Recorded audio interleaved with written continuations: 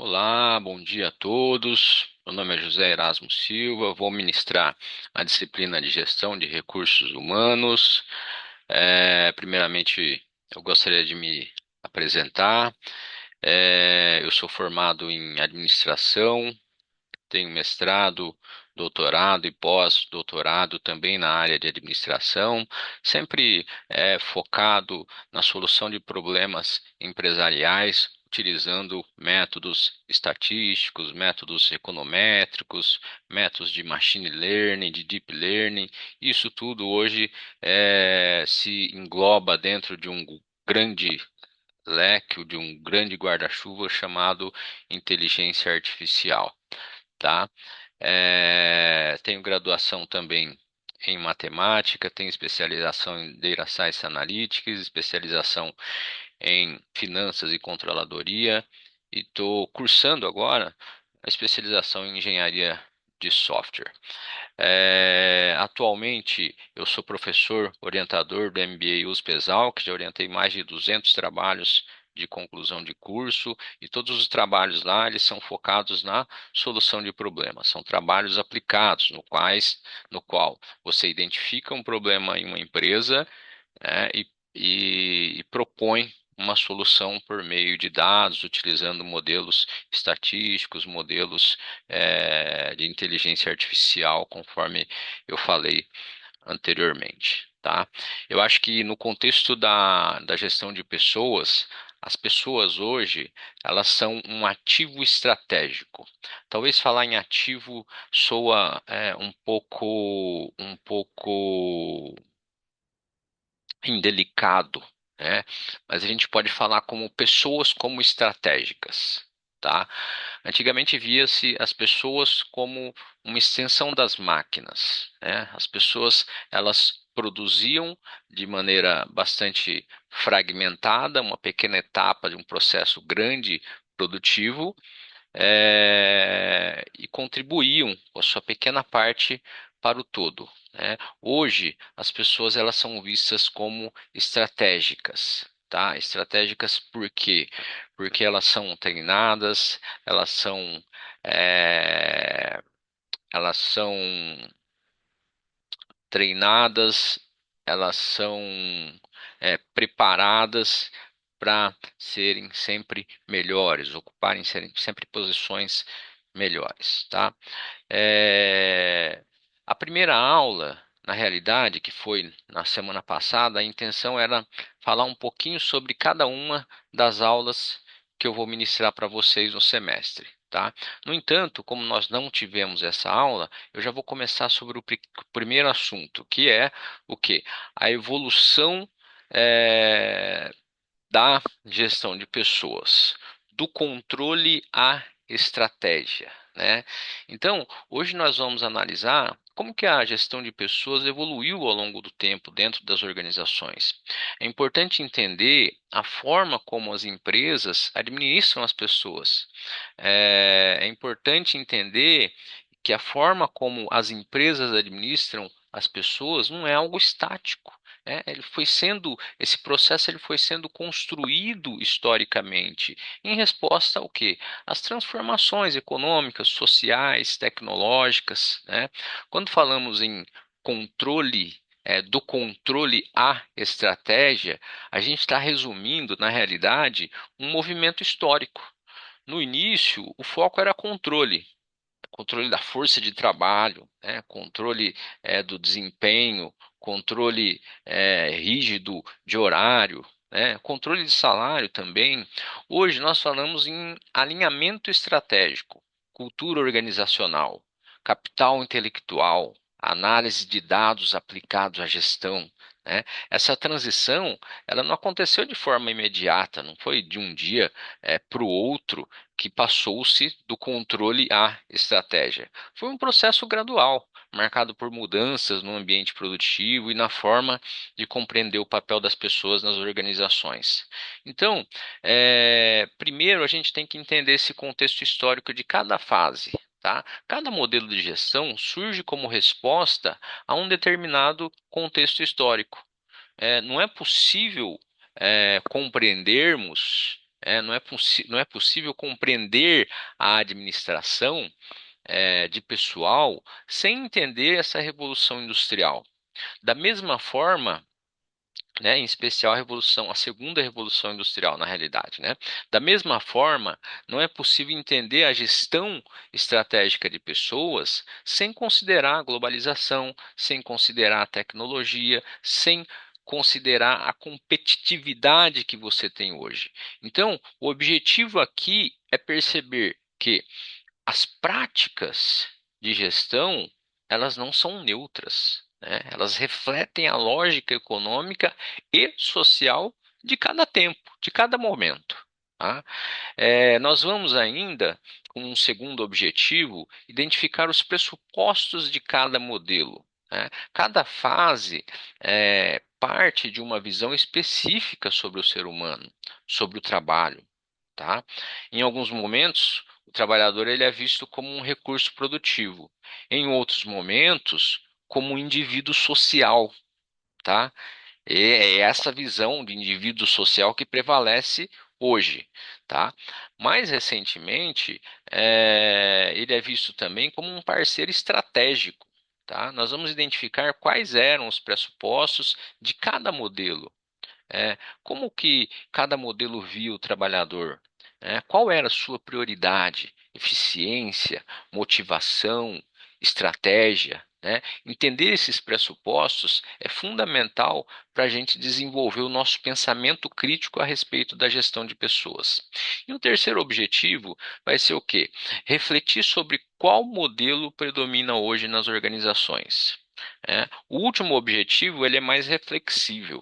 Apesar de estarmos no século XXI, nem todas as organizações operam com essa lógica de estratégia, com essa lógica estratégica da gestão de pessoas. Muitas ainda funcionam com forte mentalidade de controle. E nós vamos discutir no final da aula isso, tá? Qual modelo predomina na sua organização? O discurso é estratégico, mas a prática é operacional? Existe um alinhamento entre o RH e estratégia? né? Essa reflexão ela é essencial para a gente sair da teoria e conectar com a realidade profissional de vocês. Para concluir esse primeiro momento, eu acho que é importante deixar claro que a evolução da gestão de pessoas ela acompanha a evolução das organizações e da sociedade. Tá? Ao entender essa trajetória, nós conseguimos interpretar melhor as práticas atuais e avaliar criticamente o papel do RH hoje. Uma pergunta provocativa aqui para vocês, tá? Como que a sua empresa enxerga as pessoas? Como custo ou como vantagem repetitiva? Como vantagem competitiva? Né? Antes de entrarmos na parte histórica, eu gostaria que vocês refletissem sobre a realidade prática de vocês. Quando olhamos para as organizações hoje, existe um discurso muito forte dizendo que as pessoas são o maior ativo da empresa. Mas será que isso se confirma na prática? Então eu deixo essa pergunta para vocês. A empresa que vocês trabalham, ela enxerga as pessoas como custo ou como uma vantagem competitiva? né? Se a organização enxerga as pessoas como um custo, qual tende a ser a lógica de decisão? Redução de quadros de funcionários, corte de benefícios, pressão por produtividade, substituição rápida, né? O operador ele não é relevante, ele é substituído rapidamente por outra pessoa que pode fazer a função dele. né? Agora, se a empresa enxerga as pessoas como vantagem competitiva, a lógica muda. Você tem investimento em desenvolvimento, você tem investimento em treinamento, né? Desenvolvimento pensa no longo prazo, né? Eu quero aquela pessoa como líder da minha empresa. Então você faz o desenvolvimento dela, por meio de incentivos, por meio de cursos, por meio de MBAs, né? E o treinamento é algo mais específico, mais imediato, né? Eu vou fazer o treinamento para ela usar essa nova ferramenta.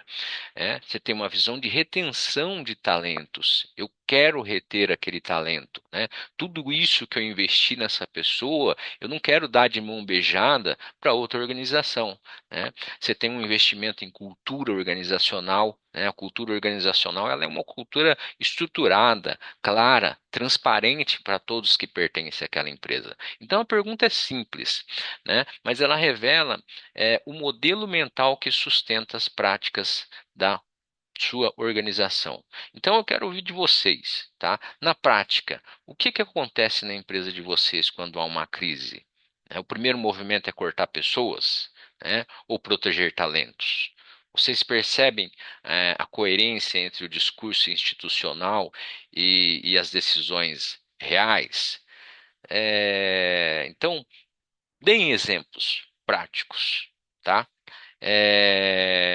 Eu acho que as empresas hoje, as empresas que atuam estrategicamente, elas têm um misto. E aí eu vou dar um exemplo pessoal. Eu fiz a gestão de uma empresa, aliás, eu fiz a gestão de empresas por mais de 20 anos. E por 16 anos eu fiz a gestão da minha própria empresa. E a questão era a seguinte: você não tem um modelo único. Há determinados momentos em que você tem a possibilidade de flexibilizar mais, deixar uma pessoa mais tempo para ela aprender, para ela se desenvolver, e estimular essa pessoa a alcançar um patamar que seja viável para a empresa. Há outros momentos, os momentos de crise, né, que não é aquela loucura de demitir todo mundo, né, mas é um momento de se parar e estudar. Quem aqui está muito abaixo da média e quem está acima da média ou num ponto interessante para a empresa. Então, dispensa-se essas pessoas menos viáveis, contrata-se outras pessoas para dar oportunidade, quem sabe alcançar um patamar acima, né? E estimula-se as pessoas que estão permanecendo na empresa. Isso é, de maneira geral, a forma estratégica que nós trabalhávamos nessa época. Essa discussão é importante porque, ao longo da história, nós vamos perceber que a forma de enxergar as pessoas mudou bastante. Em alguns momentos, elas eram tratadas essencialmente como um custo operacional, uma extensão de uma máquina. Em outros momentos, passaram a ser consideradas fator crítico de competitividade. E o que vamos estudar agora é exatamente essa evolução.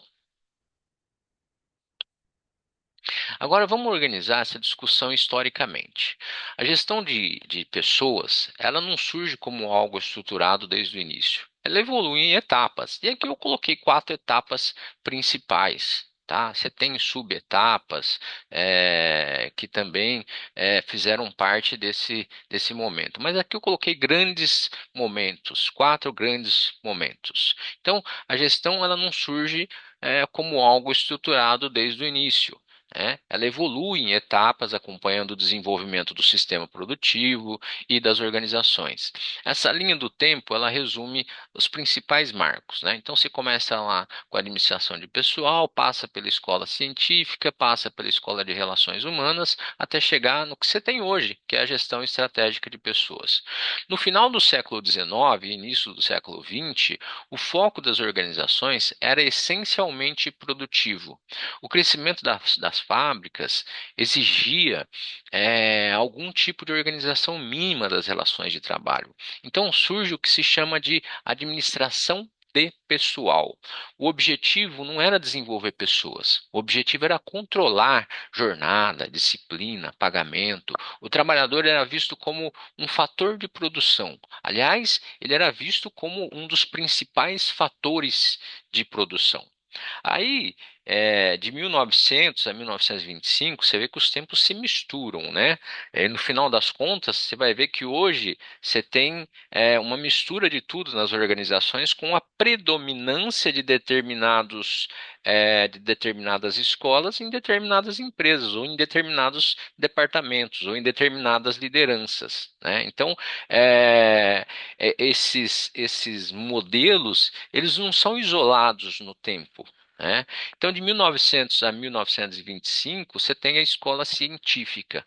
No início do século XX, surge a escola científica.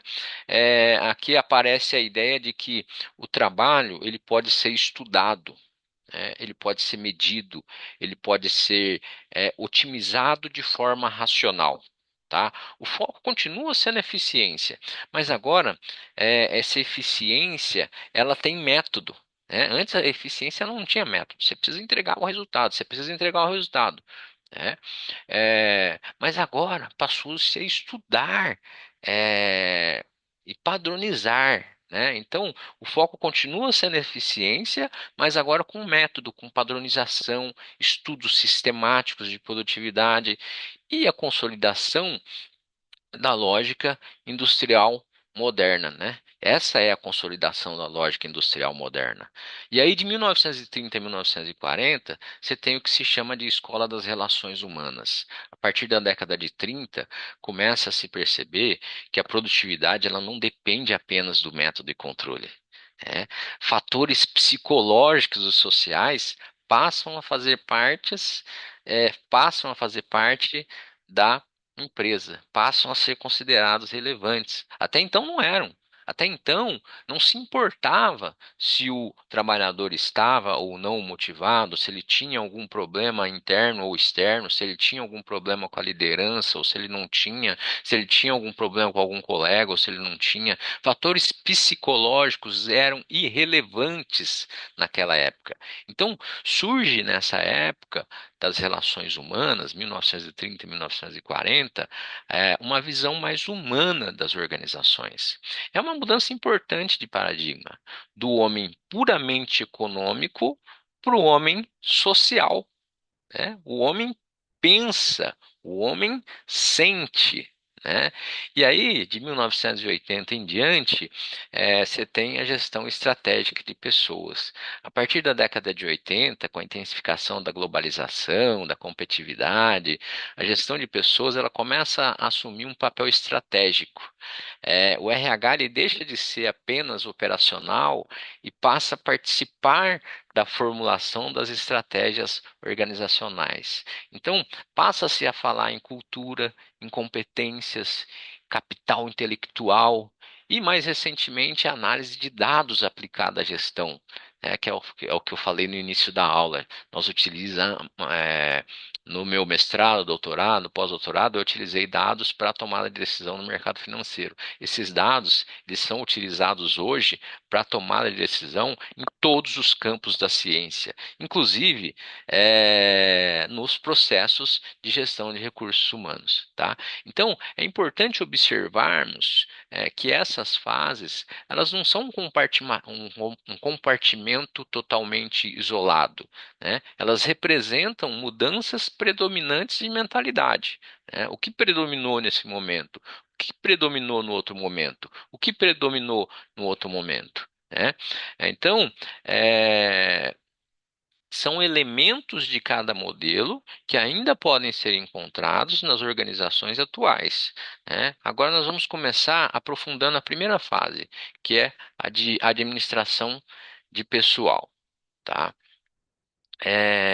Para entender a administração de pessoal, a gente precisa voltar ao final do século XIX, o início do século XX, né? 1880 a 1920. Então, esse período é marcado pela segunda revolução industrial, caracterizada por grandes avanços tecnológicos, avanços significativos, né? Eletricidade, aço, motores, a expansão das linhas de produção. As organizações elas passam a crescer rapidamente. As fábricas elas tornam-se grandes estruturas produtivas. né? A industrialização intensificou a produção em escala. A produção cresceu de maneira exponencial. Então, aquele modelo artesanal ele vai sendo substituído pela produção industrial. O trabalho deixa de ser individual e passa a ser coletivo, organizado em grandes ambientes fabris. Isso gera um novo desafio. como coordenar centenas, às vezes milhares de pessoas dentro de um mesmo espaço produtivo, né? Com o crescimento das fábricas, surge a necessidade de uma organização mínima da força de trabalho. É nesse momento que começa a surgir a estrutura que mais tarde seria chamada de departamento pessoal, que existe até hoje dentro da gestão de recursos humanos, né? O foco não era o desenvolvimento humano, nem clima organizacional, nem estratégia, nem nada disso. Não se falava disso ainda. O foco era garantir que a produção acontecesse dentro do tempo previsto e com o menor custo possível. Tá? E aí vem aquela fase do êxodo rural. Né? Essa fase do êxodo rural, ela intensificou esse período. Por quê? Porque milhares de pessoas deixaram o campo e passaram a trabalhar nas cidades, nas indústrias. Essa migração aumentou de forma significativa a oferta de mão de obra. Com o excesso de trabalhadores disponíveis, o poder de negociação do empregado ele era muito reduzido, né? Por quê? Isso reforça a lógica de controle e disciplina, né? Se eu tenho um trabalhador mais disciplinado e que cobra menos pelo mesmo trabalho, obviamente é ele que vai ser contratado. O foco do departamento pessoal era fazer mais ou fazer mais rápido com menos custo possível, né? Então, o poder de negociação do funcionário era muito pequeno, né? Não havia ainda organização de sindicatos e tal, né? Havia os trabalhadores soltos ali, à deriva, muita gente querendo trabalhar e tal, e, eventualmente, muita fábrica empregando, mas escolhendo a dedo quem eles queriam, né? O trabalho nas fábricas, ele era repetitivo e era padronizado, né? E muito exigente fisicamente, tá? Era um trabalho repetitivo, padronizado e fisicamente exigente, né? O trabalhador, ele executava tarefas fragmentadas, com pouca autonomia ou nenhuma autonomia. Ele não tinha, quase poder de decisão de como fazer aquilo. Nesse contexto, a preocupação principal era a administração da administração era manter a disciplina, reduzir atrasos, evitar paralisações e tal. Era uma lógica predominantemente produtivista, tá? Portanto, a administração de pessoal ela surge como resposta a esse contexto industrial, né? Ela não nasce com um foco estratégico, ela nasce para organizar, para controlar, para formalizar as relações de trabalho dentro de um ambiente produtivo em expansão, né? No próximo slide, nós vamos detalhar quais eram as características desse modelo.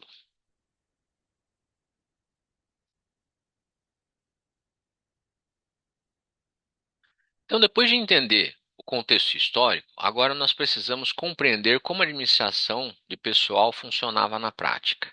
Esse modelo ele era fortemente organizado por controle. O objetivo central era garantir regularidade, disciplina e continuidade na produção. Tá? A palavra-chave aqui é controle, né? Controle de presença, controle de horário, controle de comportamento, controle de produtividade, né?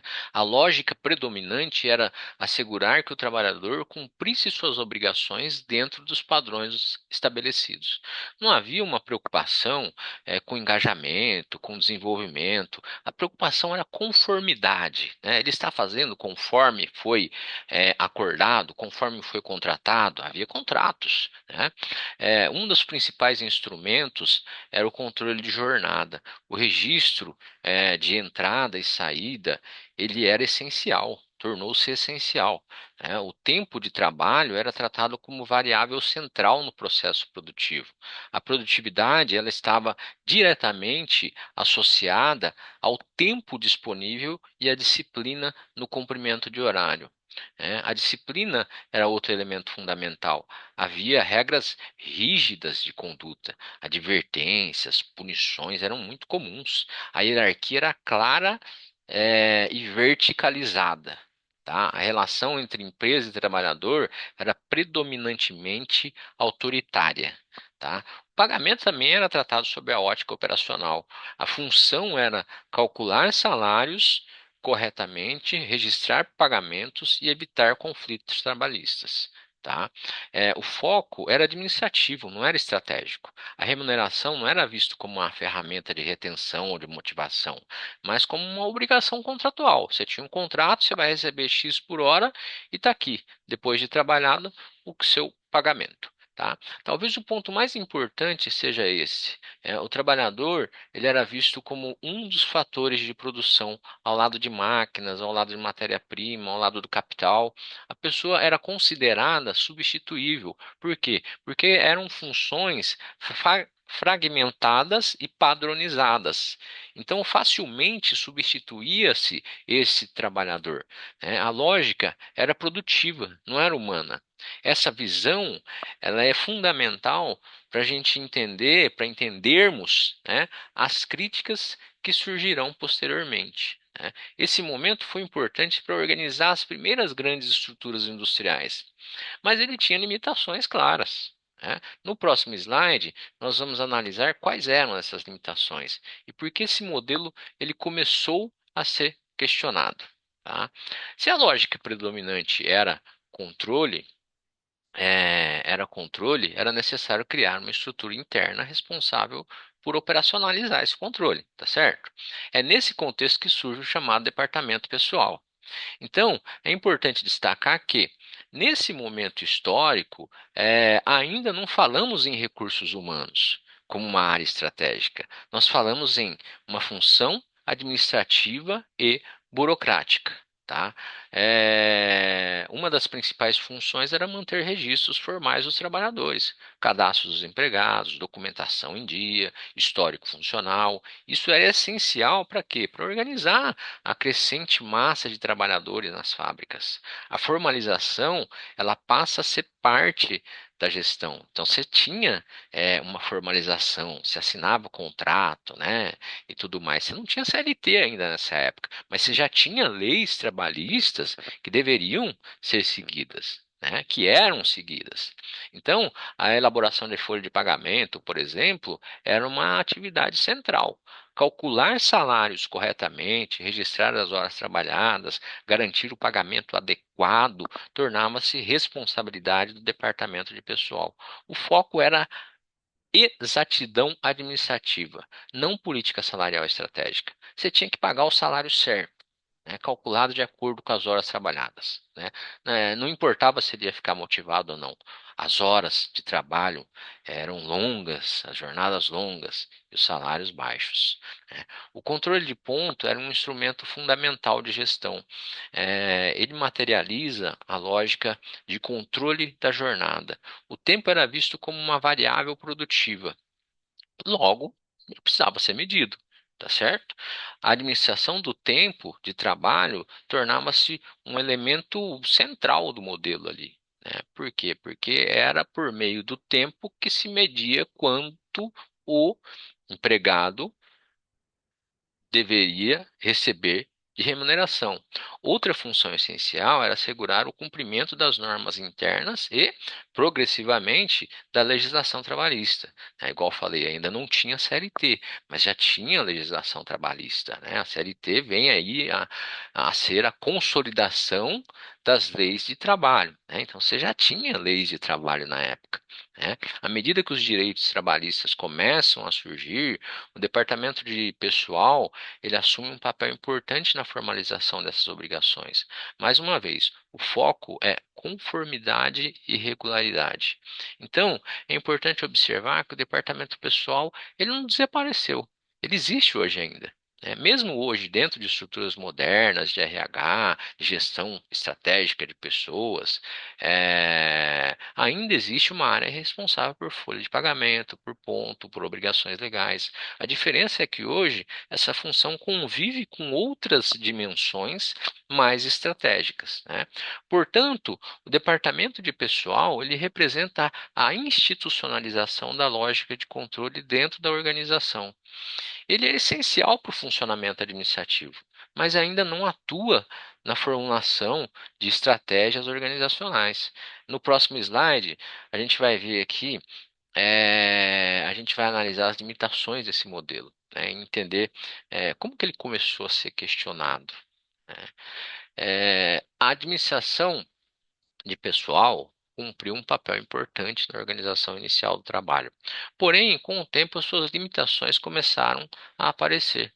O modelo ele funcionava do ponto de vista administrativo, mas não respondia a todas as questões relacionadas ao comportamento humano no trabalho, né. Nesse período, não havia uma preocupação estruturada com a motivação, né. A premissa implícita era simples: o trabalhador trabalha porque ele precisa do salário. Tá? A relação era essencialmente econômica. Não se discutia satisfação, engajamento, desenvolvimento. Com o tempo, percebeu-se que apenas pagar salários não garantia produtividade consistente. Outro problema era a alta rotatividade. Os operadores, os funcionários, os empregados, eles eram substituídos muito rapidamente, muito facilmente. Se o trabalhador era tratado como uma peça substituível, a tendência é que o vínculo com a organização fosse um vínculo bem frágil, né? Então, isso gerava custos ocultos, né? Gerava necessidade de treinamento constante. Apesar de serem tarefas simples, fragmentadas, era necessário um treinamento inicial para que ele passasse a executar aquela tarefa, né? Você tinha uma curva de aprendizado até ele atingir o patamar que o outro funcionário atingiu, né? Você tinha perda de conhecimento, aquele cara que estava fazendo aquele papel, ele ia para outra empresa pronto. Ele entrava em outra empresa pronto, sem a necessidade de um treinamento muito aprofundado. Ele já sabia fazer aquilo, né? Então, com isso, acabava gerando instabilidades na produção. Ora a produção era maior, ora a produção era menor. Então, a lógica puramente operacional, ela começava a mostrar os seus limites. Tá vendo? Poxa, esse cara está trabalhando, esse cara está recebendo, porque às vezes ele produz mais e porque às vezes ele produz menos, né? O ambiente fabril, ele era marcado por tensão, né? Por longas jornadas, baixos salários, condições difíceis de trabalho, né? E isso levou ao fortalecimento de movimentos sindicais, reivindicações por melhores condições, né? A administração baseada apenas em controle, ela gerava muita resistência, né? Talvez a limitação mais profunda fosse a visão mecanicista, né? O trabalhador ele era visto como uma extensão da máquina. A individualidade, os aspectos psicológicos, sociais, eram totalmente ignorados, né? Com o tempo, tornou-se evidente que as organizações não são compostas apenas por processos técnicos, mas por pessoas que pensam, que sentem, que interagem, né? E é aí que surge o que se chama de escola científica, né? A escola de Taylor, né? Após as limitações da administração de pessoal ficarem evidentes, surge uma nova proposta para organizar o trabalho industrial. No início do século XX, consolida-se a chamada escola científica da administração. A ideia central era abandonar a busca por eficiência, né? Aliás, a ideia central não era abandonar a busca por eficiência, né? Buscava-se ainda eficiência, mas passou-se a ter a ideia de tornar essa eficiência mais sistemática, mais racional, baseada em método, baseada em estudos, né? Esse período é marcado por expansão industrial muito acelerada. As fábricas cresceram exponencialmente, os processos tornaram-se mais complexos, a concorrência aumentou, surge a necessidade de elevar a produtividade de forma estruturada. Não bastava controlar, era preciso otimizar. Aquele trabalhador que fabricava X, ele precisou fabricar X mais um, X mais 2, X vezes X, né? Então, em 1911 é publicada uma obra que sistematiza essa nova abordagem. A proposta central é que o trabalho pode ser estudado cientificamente. Cada tarefa poderia ser analisada, fragmentada, reorganizada para alcançar maior eficiência. Então, a gestão ela deixa de ser intuitiva né? Aquela coisa do feeling, e passa a ser orientada a métodos formais. A premissa básica é a seguinte: existe uma melhor maneira de executar cada tarefa. Se identificarmos essa melhor maneira, padronizarmos esse processo e treinarmos os trabalhadores para seguir esse processo, a produtividade vai aumentar. Aqui surge a lógica dos estudos de tempos e movimentos, né? A cronometração dos movimentos, a verificação de cada movimento para evitar desperdício, né?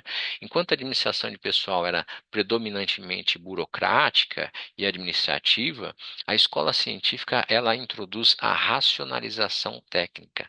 O foco continua sendo eficiência, mas com base em análise sistemática, medição, padronização. É uma evolução do controle para o controle científico. Mesmo hoje, com muitas práticas organizacionais, é, você carrega ainda essa herança, né? Você tem ainda a padronização de processo, você tem indicadores de desempenho, você tem métodos qualitativas e quantitativas, você tem avaliação por produtividade. A lógica científica da eficiência continua presente nas organizações modernas. No próximo slide, nós vamos detalhar os princípios centrais dessa abordagem, entender como que ela estruturou o trabalho industrial. Tá? A escola científica ela se organiza em torno de alguns princípios muito claros. Esses princípios eles buscavam o quê? Eliminar eliminar a improvisação, eliminar desperdício, eliminar a baixa produtividade. A ideia era tornar o trabalho mais previsível, mais mensurável, mais padronizado, né? Um dos fundamentos centrais era a crença de que existe uma forma ótima de executar cada atividade. Se estudarmos cientificamente uma tarefa, nós poderemos identificar a sequência de movimentos mais eficiente. Isso significa o quê? Reduzir variabilidade. O trabalhador ele deixa de decidir como executar o trabalho, ele passa a seguir um método previamente definido, né? Aqui ocorre uma mudança estrutural importante, né? Quem pensa não é quem executa. O planejamento, ele passa a ser responsabilidade da gerência. A execução passa a ser responsabilidade do trabalhador. Essa divisão, ela reforça a hierarquia, né, e consolida a especialização das funções. Para identificar a melhor forma de executar as tarefas, utilizavam-se estudos de tempos e movimentos. Cada etapa era cronometrada, cada movimento era analisado. O objetivo era eliminar desperdícios, padronizar a sequência e tornar essa sequência mais eficiente. Esse método ele evoluiu e elevou significativamente a produtividade industrial. Outro princípio importante era o uso de incentivos financeiros. A premissa era que o trabalhador era motivado principalmente por recompensa econômica. Se produzir mais, ganha mais. Esse modelo, ele reforça a visão do homem econômico, que responde racionalmente a estímulos monetários, né? Esses princípios eles foram extremamente eficazes, né, para aumentar a produtividade, mas também intensificaram a fragmentação do trabalho. Eles reduziram a autonomia do trabalhador. O trabalhador não pensava mais, ele só executava o que era pedido para ele executar da forma que era pedido para ele executar. É nesse ponto que começam a surgir as críticas. No próximo slide, nós vamos analisar os impactos desse modelo e entender por que que ele foi tão influente no desenvolvimento das organizações modernas.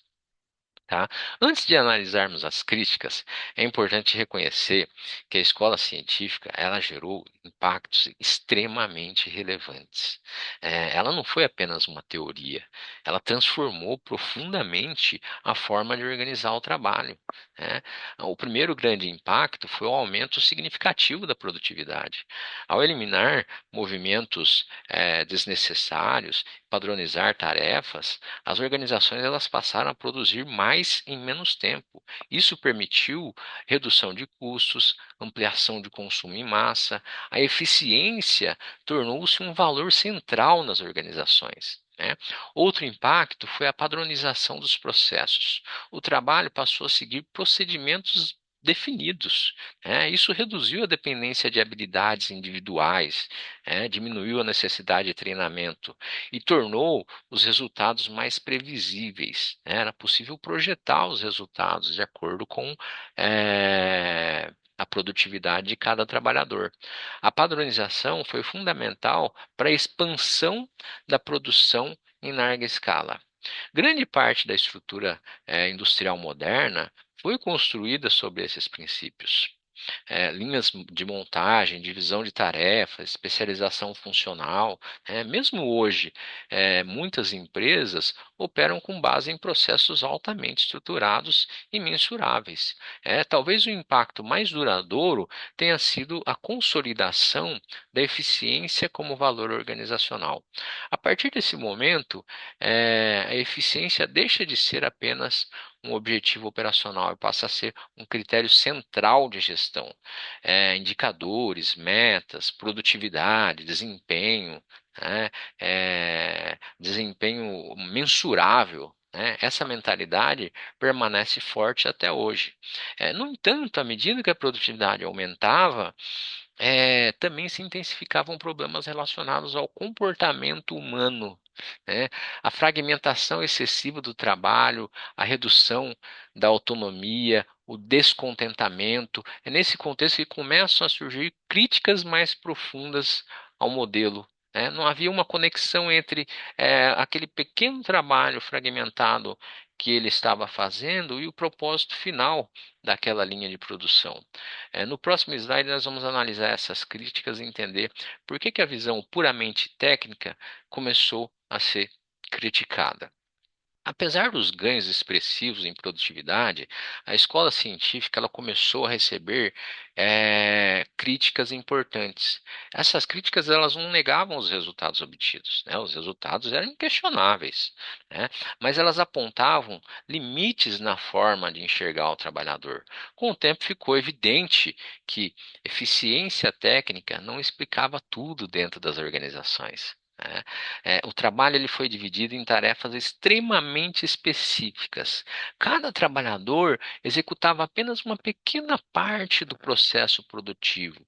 Isso aumentava exponencialmente a eficiência, mas reduzia a visão do todo. O trabalhador não sabia o que ele estava fazendo, não tinha um propósito naquilo, né? E o indivíduo ele deixava de compreender o significado global do que ele fazia. Essa fragmentação ela gerava repetição constante e baixa variedade das atividades. Era um movimento muito repetitivo e muito exigente fisicamente, né? A alienação surge quando o trabalhador ele perde a conexão com o resultado final do trabalho.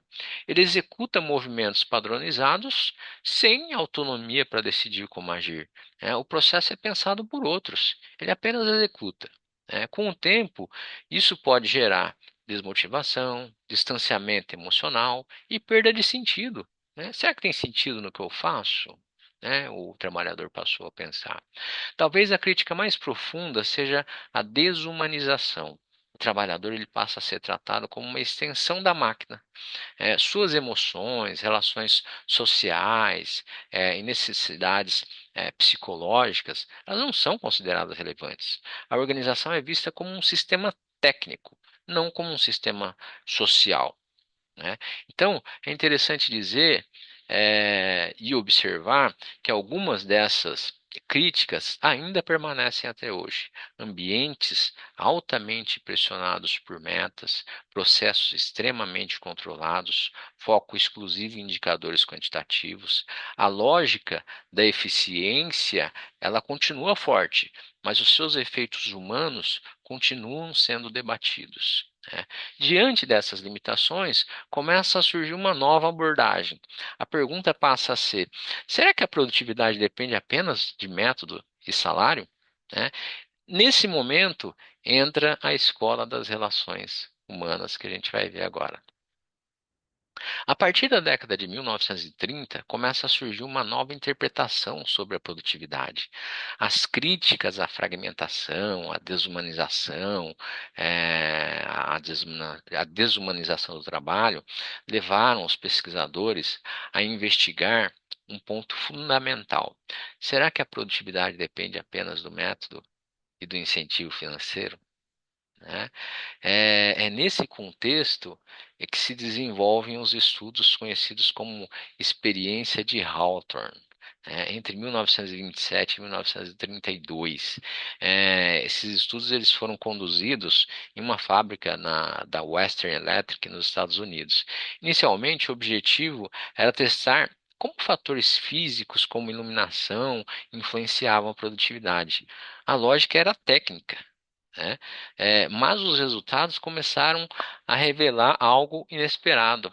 Os pesquisadores perceberam que a produtividade aumentava não apenas por mudança nas condições físicas, ela aumentava porque os trabalhadores se sentiam observados, valorizados, participantes de um experimento. Eles pertenciam àquela empresa, eles pertenciam àquele experimento, né? Ou seja, fatores psicológicos e sociais estavam influenciando o desempenho. Esse fenômeno ficou conhecido como efeito Hawthorne. A partir desses estudos, começa a se consolidar uma nova visão. O trabalhador não é apenas um ser econômico, ele é um ser social. Relacionamentos, comunicação, reconhecimento e pertencimento passam a ser considerados relevantes para a produtividade. A organização ela deixa de ser vista como um sistema técnico e passa a ser compreendida também como um sistema social. Essa mudança ela foi fundamental porque porque ela deslocou o foco exclusivamente produtivo para uma análise mais ampla do comportamento humano, do comportamento humano no trabalho. Não significa abandonar a eficiência continua sendo importante, mas significa reconhecer que a eficiência depende de fatores humanos. No próximo slide, nós vamos aprofundar um pouco essa nova perspectiva e entender quais elementos passam a ser valorizados dentro da organização. né. A partir dos estudos realizados no contexto das relações humanas, é, a compreensão sobre a produtividade ela se amplia. Percebe-se que desempenho organizacional não depende é, apenas exclusivamente de método e remuneração. Ele depende também de fatores psicológicos e sociais. Essa é uma grande ruptura conceitual em relação ao modelo anterior. Fatores psicológicos influenciam na produtividade. A produtividade ela passa a ser entendida como resultado não apenas da capacidade técnica, mas de motivação, de satisfação, de percepção de reconhecimento, né? O trabalhador, ele responde não apenas a estímulos econômicos, ele responde também a estímulos sociais e emocionais. Isso amplia a compreensão do comportamento organizacional. Outro ponto importante é o reconhecimento dos grupos informais. Passaram a surgir grupos informais dentro da empresa. Mesmo que a organização tenha uma estrutura formal, uma hierarquia definida, os trabalhadores eles constroem redes informais de relacionamento. E esses grupos influenciam as normas, influenciam o comportamento, influenciam o ritmo de trabalho e até a produtividade. A organização ela passa a ser visto como um sistema social complexo. A comunicação ela ganha relevância, a forma como informamos, a forma como nos comunicamos, a forma como as informações circulam, influencia o clima organizacional e o desempenho das pessoas. A comunicação ela deixa de ser apenas a transmissão de ordens e passa a ser um elemento de integração. né? A liderança também assume um novo papel. O líder deixa de ser apenas um fiscal de tarefas, ele passa a ser um mediador das relações.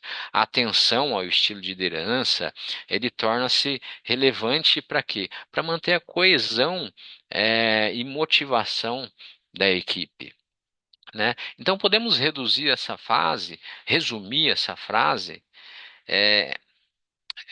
resumir essa fase como a transição da organização entendida apenas como máquina para a organização entendida como comunidade, né?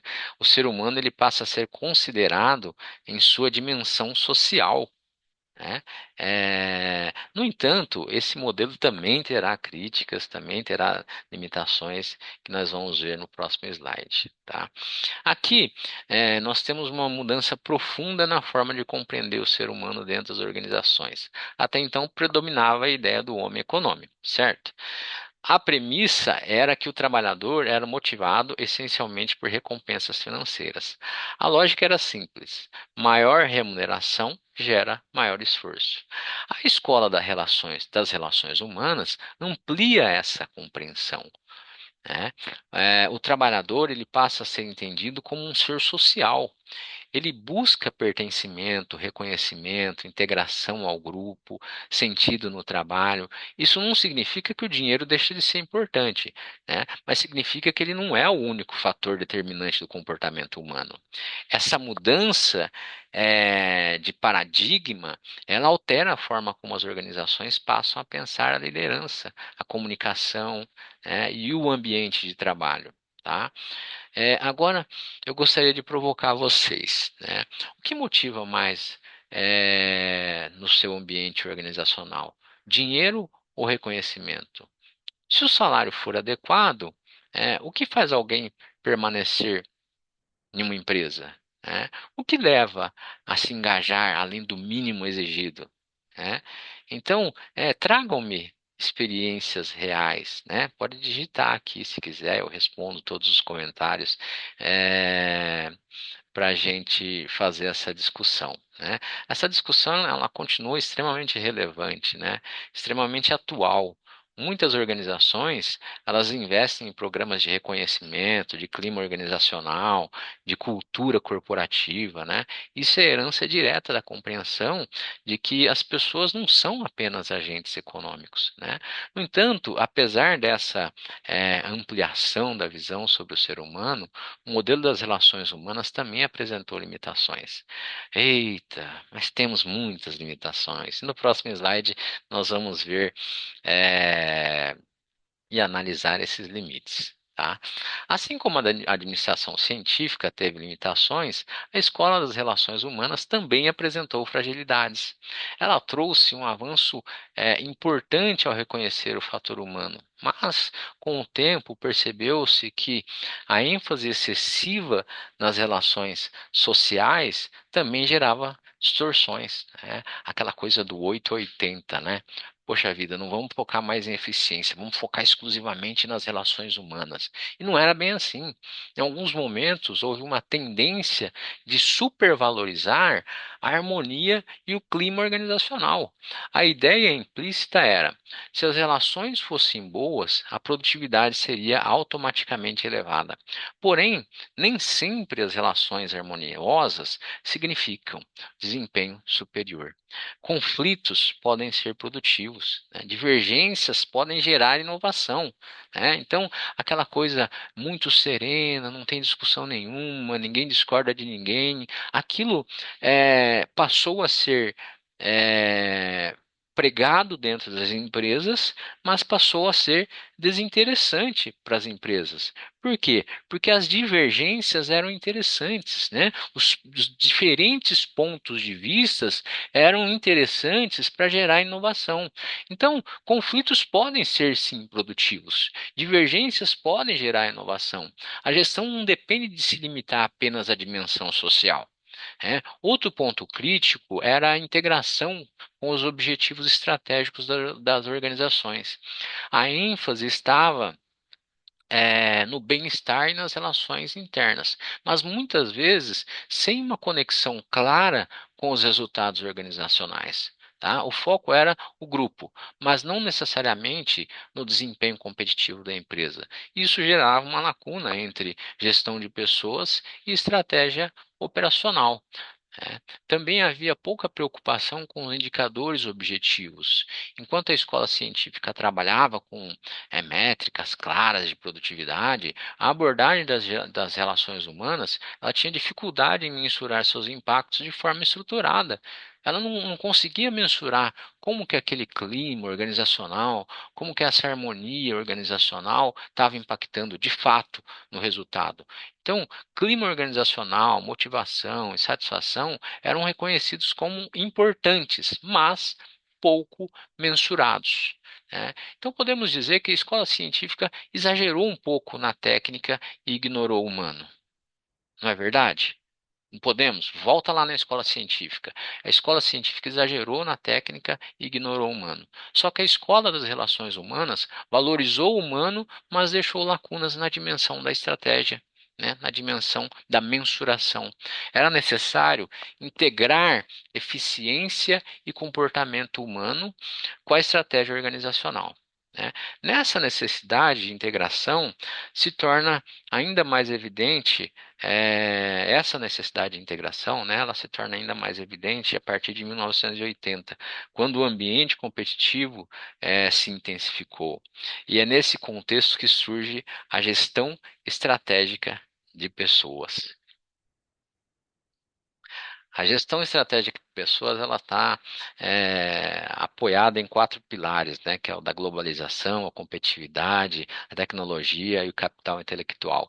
Então, a partir da década de 80 e até o presente momento, o ambiente organizacional ele se transforma de maneira significativa. As empresas elas deixam de competir apenas localmente e passam a competir globalmente. O cenário torna-se mais dinâmico, instável, complexo. Você não vende só para o Brasil, você vende para a China, para a Índia, para os Estados Unidos, para o Canadá, para a Rússia. Nesse contexto, a gestão de pessoas precisa assumir um novo papel, né? A globalização ela amplia mercados e intensifica a concorrência. Empresas passam a disputar clientes em escala internacional. Isso exige maior capacidade de adaptação, inovação, agilidade, agilidade organizacional, né? As pessoas passam a ser vistas como elemento central dessa adaptação. A competição deixa de ser apenas por preço e eficiência produtiva. Ela passa a envolver qualidade, inovação, atendimento, diferenciação, né? As organizações elas perceberam que vantagem competitiva sustentável depende de competências internas, né? E essas competências estão em quem? Estão nas pessoas. Tá? O avanço tecnológico ele transforma profundamente o trabalho. Automação, informatização e mais recentemente a digitalização, né, alteram processos e exigem novas habilidades, né? Essa questão da digitalização é muito bacana, né? Eu lembro lendo um livro chamado Sonho Grande, que conta a história lá da Ambev. É um livro um pouco antigo, mas é um livro bastante interessante, né? Que eles trabalharam muito nesse processo de não só de eficiência, de corte de custos e tal, mas de digitalização, né? Eles brincavam que se o mundo acabasse naquele momento, as próximas civilizações encontrariam os restos da Ambev e ficariam em dúvida se aquilo ali era uma fábrica de cerveja ou uma fábrica de papéis, né? Então, o conhecimento ele passa a ter um valor estratégico. O trabalhador ele deixa de ser apenas um executor de tarefas e passa a ser um agente de inovação. Surge a ideia de capital intelectual. Não é apenas a máquina que gera valor, é o conhecimento acumulado, a capacidade de aprender, de inovar, de resolver problemas. As pessoas elas passam a ser vistas como portadoras de competências estratégicas. A gestão de pessoas deixa de ser apenas administrativa e passa a integrar a formulação da estratégia organizacional, né? Se a empresa, lá na época da administração de pessoal, o foco era no controle, nas relações humanas. O foco agora, aliás, se na administração de pessoal o foco era no controle, nas relações humanas o foco era no comportamento social. Agora o foco passa a ser no alinhamento estratégico. né? A pergunta deixa de ser apenas como controlar, ou como motivar, e passa a ser como alinhar pessoas aos objetivos estratégicos da organização, né? No próximo slide, nós vamos ver quais são as características que definem essa nova abordagem estratégica de gestão de pessoas, né? E aqui estão elas, né? É, Se no modelo inicial o RH era operacional e burocrático, agora ele assume um papel estratégico, né? A gestão de pessoas deixa de ser apenas suporte administrativo e passa a influenciar diretamente os rumos da organização. Essa é a principal mudança estrutural dessa fase. O RH ele passa a participar das decisões estratégicas. Ele não apenas executa decisões definidas lá pela alta administração, ele contribui para formular estratégias relacionadas a talento, à sucessão, ao desenvolvimento, à retenção, né? A gestão de pessoas passa a ser entendida como um fator de vantagem competitiva. Então, nessa fase, o RH ele passa a participar das decisões estratégicas. Ele é visto como um parceiro estratégico. Ele não apenas executa decisões definidas pela alta administração. Ele contribui para formular as estratégias. Ele participa de fato, né? Estratégias relacionadas especialmente a talentos, a sucessão, a desenvolvimento, a retenção. Então, a gestão de pessoas, ela passa a ser entendida como um fator de vantagem competitiva, né? As políticas de gestão de pessoas, elas precisam estar alinhadas ao planejamento estratégico. Se a empresa busca inovação, ela precisa desenvolver competências criativas. Se a busca é por eficiência operacional, ela precisa estruturar o processo e indicadores adequados. Então, o RH ele passa a atuar de forma integrada ao planejamento corporativo, ao planejamento administrativo. A cultura organizacional ela ganha centralidade, valores, crenças, práticas passam a ser gerenciados intencionalmente, né? A cultura deixa de ser apenas consequência e passa a ser um instrumento estratégico. Empresas bem-sucedidas muitas vezes possuem culturas muito claras, muito claramente estruturadas e alinhadas aos seus objetivos, né? Surge a lógica da gestão por competências. Não basta contratar pessoas apenas pela formação técnica. É preciso identificar conhecimentos, habilidades, atitudes alinhados à estratégia. A gestão passa a focar no desenvolvimento contínuo dessas competências, né? E surge aí o termo People Analytics, né?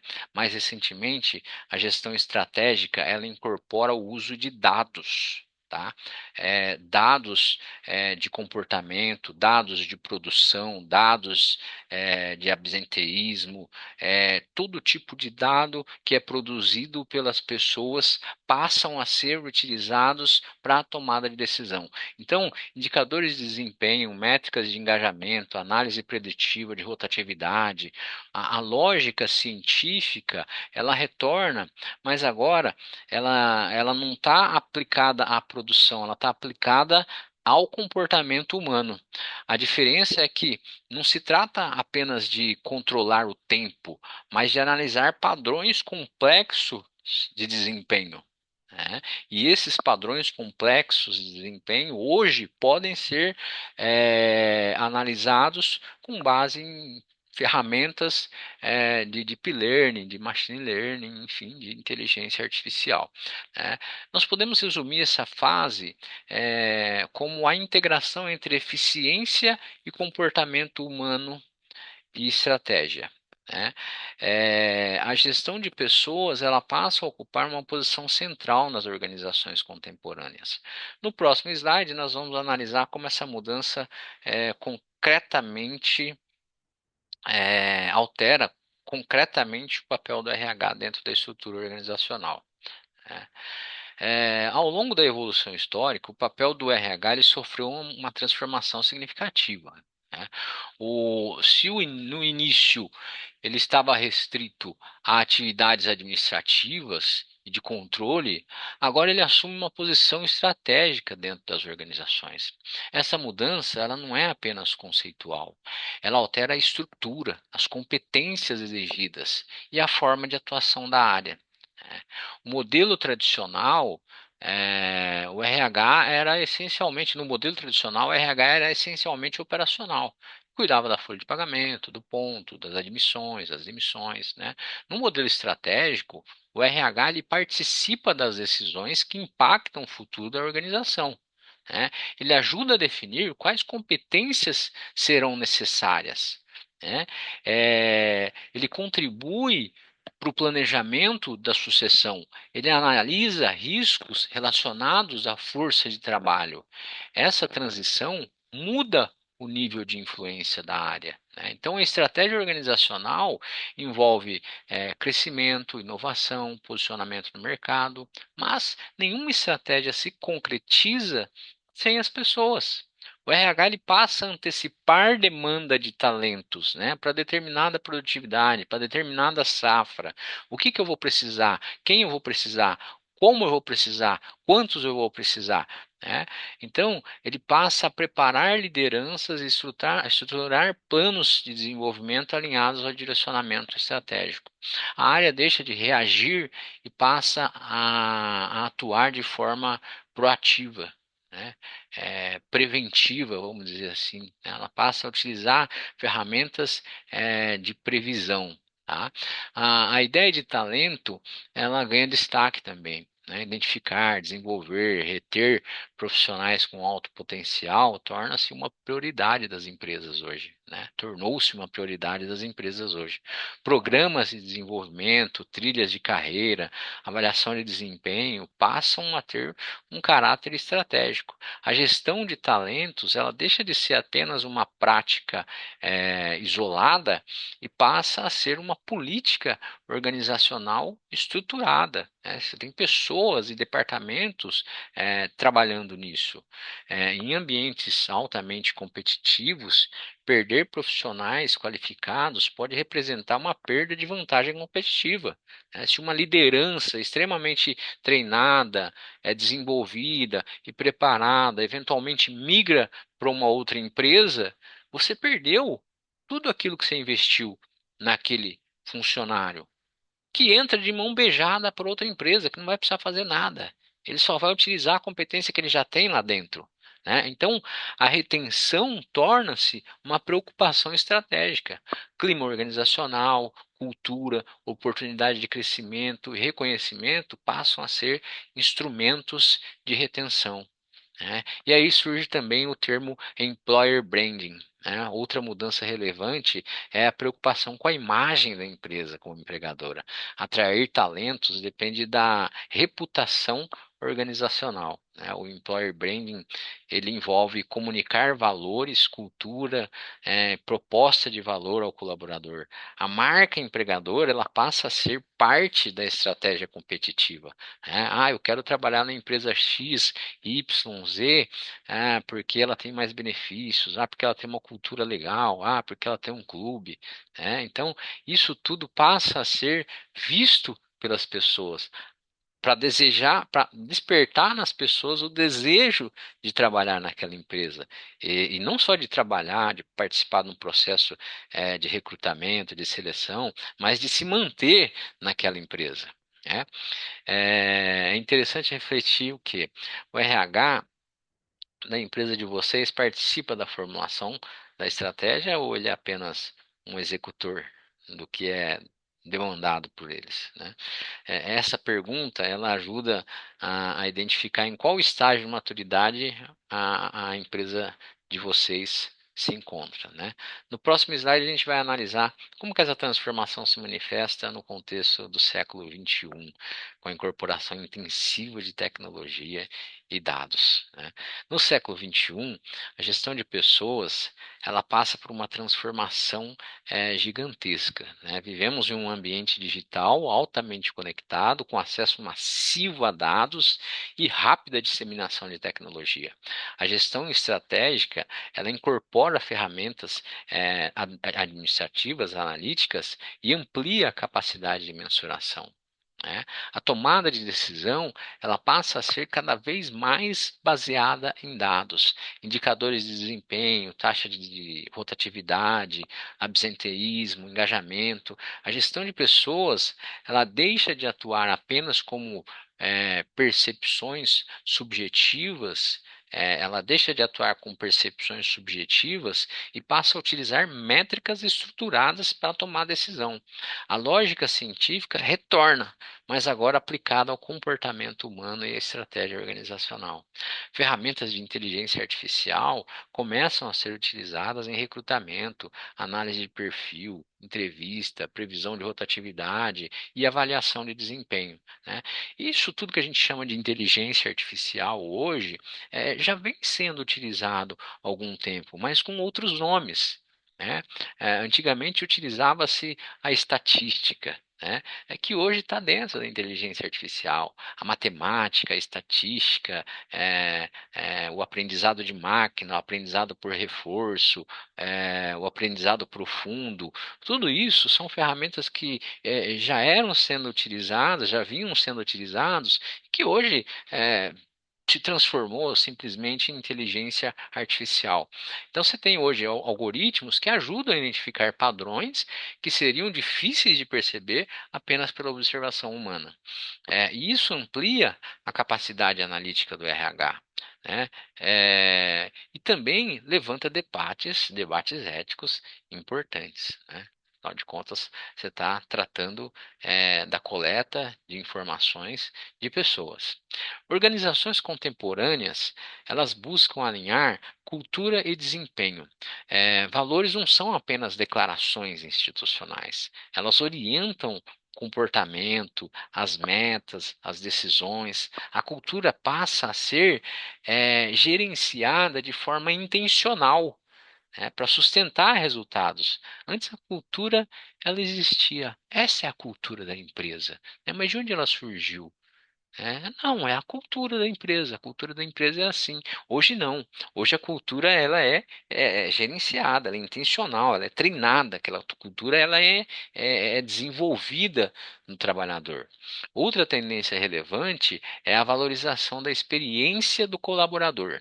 A organização ela passa a se preocupar com toda a jornada profissional, desde o recrutamento, a integração, treinamento, desenvolvimento, avaliação e até o desligamento.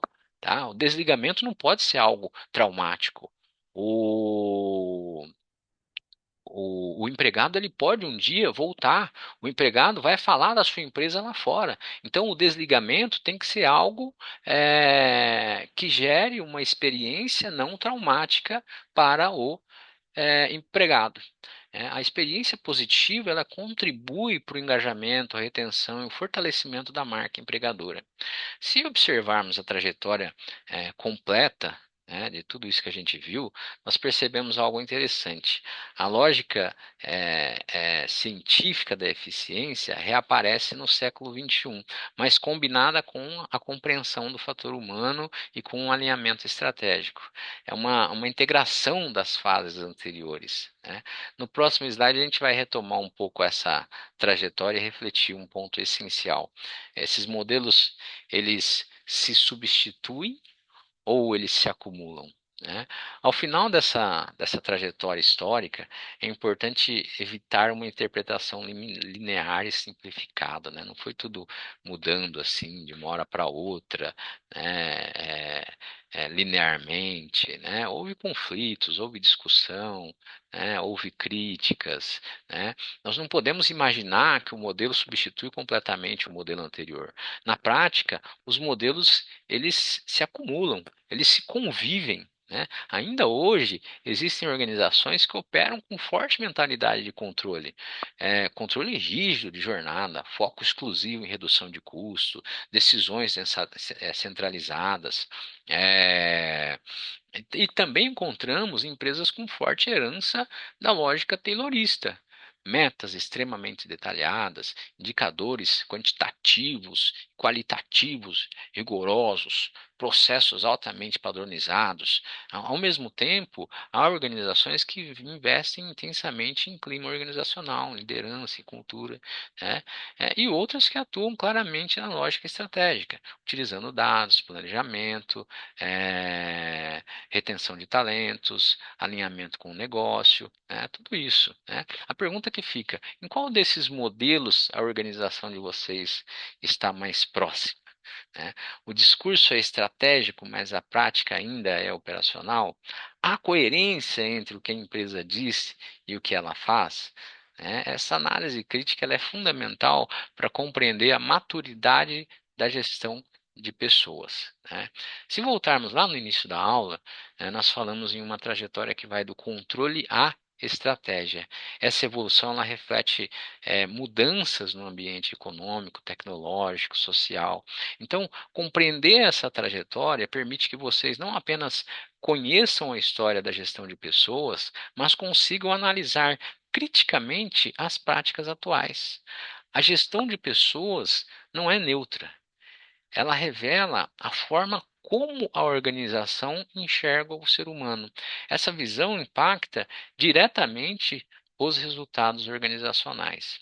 Se as pessoas são consideradas o principal ativo da organização, por que que em momento de crise, por exemplo, o primeiro corte costuma ser de pessoas?